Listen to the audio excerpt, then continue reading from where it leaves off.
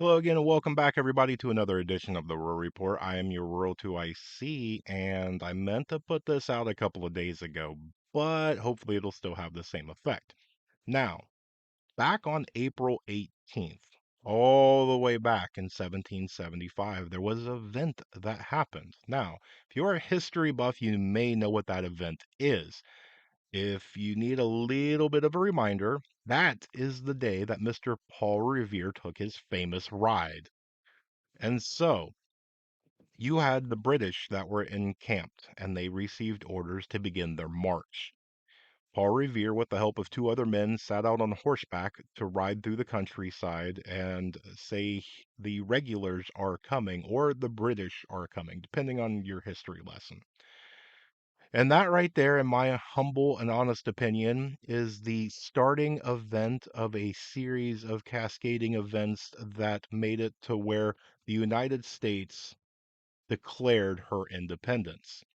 Now, what does that have to do with anything? Well, let me show you this shirt from SOE Tactical. So, if you can read it right there, if you stay ready, you ain't got to get ready. Perfect shirt for what we're talking about right now. Get ready, okay? Back then, you had the event happened and you had three gentlemen that went through and issued the warning that led to independence. Well, not trying to be anybody special, but here I am. I am your warning. YouTube is going to be my horse. And I am saying, declare your independence. Here is your warning. Start today. This is not a doom and gloom. This is not a fear thing for me to tell you to run out and buy my product. No, I am not selling you anything. What I am doing is saying, you need to declare your own personal independence. If you or a friend or a family, a loved one, whatever, have kind of started thinking that, things are not like they used to be, I need to do something about it. Prices are going up, supply chain is going down. There's a lot of things that are happening. I need to do something about it. Well, here it is. Do something. Okay. Now, this is a channel that is mainly for those that are new to prepping, but there are a lot of you that have stuck with me for quite a while. There's a lot of people that are medium and pretty serious preppers that are part of this channel. So I thank you for that. So I thank you guys for stopping by and listening to me and giving me a little bit of a watch. And for uh, those of you that can, if you know anybody that is trying to get into prepping, thinking about getting into prepping, share this with them. Give me the opportunity to try. And so we had an event just a couple days ago where 911 went down to various parts of the country. Some of it, most of the state, some of it was very localized in some states, but it was pretty widespread. Now, we're not going to talk about that. We're going to talk about the other end. 911 is for usually three different things. What are those three things? Well, you have fire, you have medical, and you have security. So I ask you, if you suddenly woke up in the middle of the night to smell smoke to realize that there is something on your house that is burning, you quickly jump out of bed, grab your cell phone, dial 911. There's nobody there. What are you going to do? Have you thought about it? Do you have a plan? What are you going to do? You know, there's a lot. Some of us live rural. You don't get to just jump out of bed and run down the hall to the next apartment and get help. You don't get to run across the lawn and go to your neighbor and get help. Some, you live quite a distance from a neighbor. Now, what happens if you are sitting there late at night and your child suddenly drops, or grandma has a really bad slip and fall, or whatever? Okay, somebody is experiencing a medical emergency. Well, what do? You grab your cell phone, you swipe up into your passcode, whatever, you hit the famous numbers of 911. Nobody's there. Now, it's an unthinkable thing. It's uncomfortable to think about, but what are you going to do? Are you prepared for that? There's a lot of people that are not. Okay, let's go to our third scenario. You are going about your day-to-day business. Somebody's doing laundry, somebody's making popcorn because it's movie night, kids are picking up their toys, and all of a sudden, there's a loud bang at the door. And again, somebody's trying to kick your door in. Now, I know some of you that is a dream to happen, but let's be serious for a moment. What are you going to do? Most people's going to grab their phone, dial 911 to scream help. Somebody is trying to enter my home. Well, when you dial 911, there's nobody there. What are you going to do about it? Have you thought about, do you have a plan?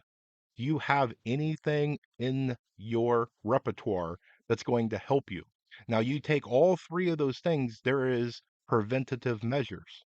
That's part of prepping is to do things that are preventative.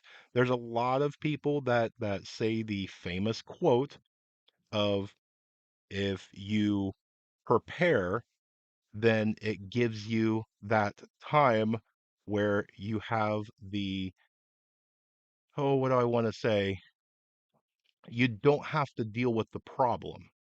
So it is the a pinch of preparedness is worth a pound of cure, I believe the saying goes.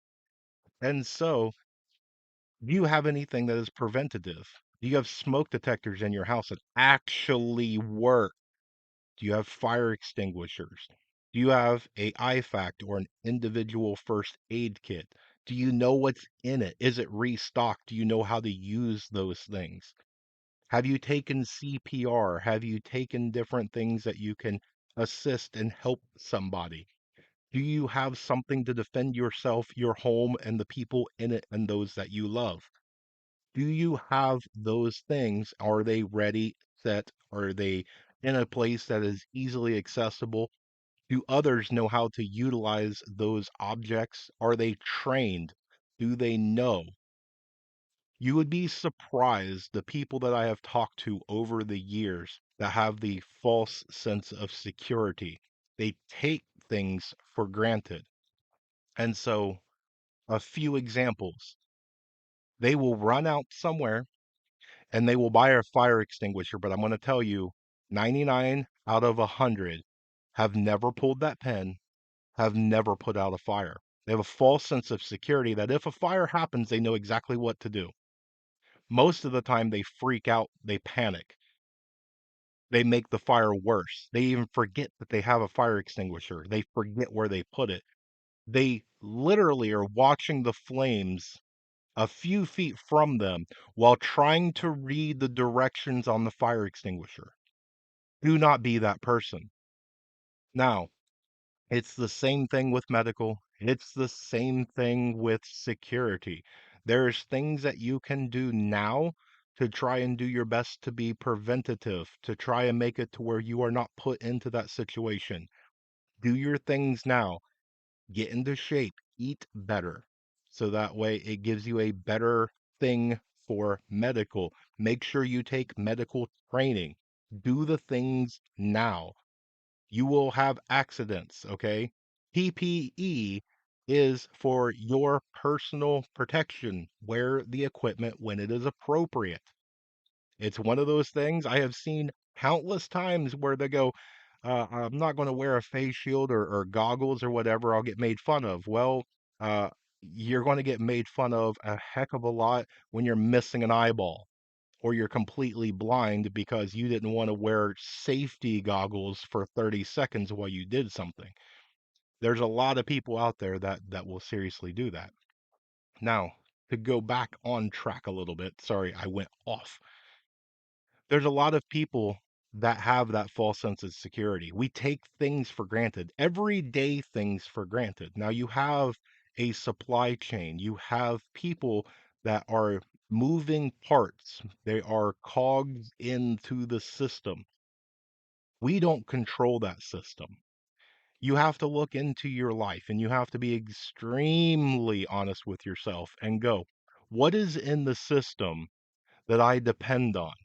Now, I'm not saying that you have to go fully, caveman style. You can go through and enjoy the luxuries of life, like air conditioning and different things like that. Okay. You don't have to do the uh, go live in a cave and all that. Do everything to where you can live a comfortable life to where the only one that you depend on is you, all assets. Okay. So when you get your food, your water, your security, your medical, your building and carpentry skills, repairing your mechanical skills, sewing, fabricating, the way that you teach others, all of that. You don't have to be a master at all of them. You should have a working knowledge of as much as you can. That is where you surround people with your weaknesses. I'm really good at hunting, fishing, cooking, this and that, but I don't know anything about sewing or taking care of children or whatever. Okay, you were honest with yourself. Find people for your mag that fill that void, and then cross train. Teach them some of your skills, and in turn learn some of theirs. The best thing that you can do, because you got to think about this, and I'll try my best to wrap this up. All of us, me too, okay? I'm right in the mix. We all go through with a false sense of security. We all take things for granted. When I started this, I flipped on the light switch on the wall. I didn't stop before I did it and go, man, I really hope that the guy that put this in was a professional, knew what he was doing, and that when I flip this, it's not actually going to start a fire in the wall and burn everything down. When I sat down on this chair, I did not inspect every nut, bolt, rivet, and moving piece and things like that to make sure that it was going to hold me because I have sat down into it hundreds of times. So I'm taking for granted and the false sense of security that it's going to hold me again. We do this every day. Okay. My point in this whole video, look into your life. What on the system are you dependent? Do you not grow or harvest your own food to where you are dependent on others to create the food, process the food, package the food, ship the food, put it on a store shelf, sell you the food, and then you bring it home? Because there's a lot of moving parts into that. If you think about it just for a moment, and let's say that you are buying a can of corn. You have a farmer that had to get the seeds. So let's say that they are a corn farmer and they already have corn seeds. They have to put that into the ground. More than likely, they have farm equipment that somebody else had to manufacture. That farm equipment runs off diesel that they had to get from somewhere else. They have a bunch of different things that, go through that they had to depend on somebody else just for that farmer to do his job. Now, once he grows all that corn, he has to process it. Now, let's say that he only grows it. So he pulls it apart and he sends it to a processing plant, and we go through the whole list again. And then that processing plant then processes it and puts it into some sort of package like a can. Well, then that can then usually will go to warehouse. Whoever bought it, going to go sit in a warehouse. Who built the warehouse? Who did all the things right there? So again, you're part of the system. Then some store needs corn, and so now it goes on a truck again to a store where it sits in their back stock room. And then it goes to the shelf. And then it goes across the conveyor belt, across the scanner, and it is purchased by you, in which you put it into some sort of bag and you put it into your vehicle, and then you take it home to where you put it on a shelf inside of your house. Who built all the things that we talked about? Who built your house? Who put together your car? Who built the facility for the gasoline? Who built the facility for the diesel? Who did the transportation of the materials to do all that?